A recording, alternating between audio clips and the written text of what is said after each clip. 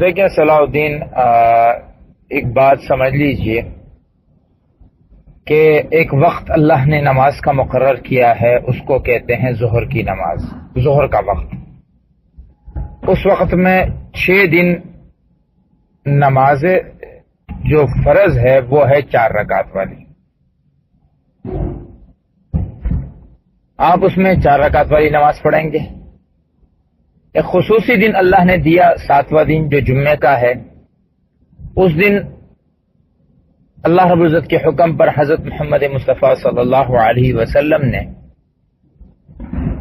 4 کے بجائے 2 رکعت نماز پڑھی۔ وقت وہی ظہر کا ہے، وقت نہیں بدلا، صرف اس دن کی وجہ سے وہ 4 رکعتی 2 رکعتی ہو گئی، اور وہ جو 2 رکعتیں کم ہوئی ہیں اس کی جگہ خطبہ ڈالا گیا ہے۔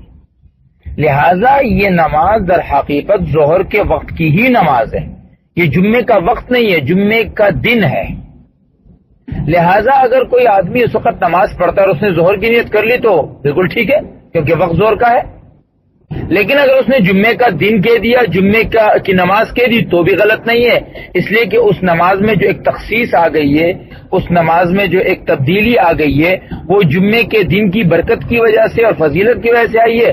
لہذا اگر کوئی آدمی اس کو جمعے کا دن کہہ کر یا جمعے کی نماز کہہ کر اس کی نیت کر لیتا ہے تو اس میں بھی شرعاً کوئی حرج نہیں ہے۔ لہذا چاہے آپ ظہر کی نماز کی نیت کر لیں، چاہے جمعے کی نماز کی نیت کر لیں، دونوں باتیں درست ہیں۔ دوسری بات، تمام جتنی بھی سنتیں ہیں ان کے لیے سنت عمل یہی ہے کہ وہ گھر میں ادا کی جائیں۔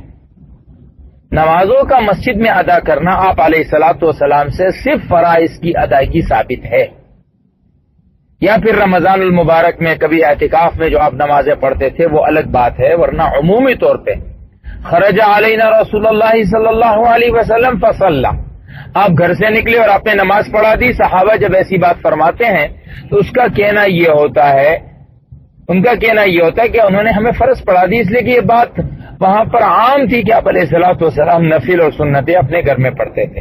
باقی سنتوں کا مسجد میں پڑھنا حرام یا ناجائز نہیں ہے، لیکن طریقہ وہی ہے کہ گھر میں پڑھی جائے۔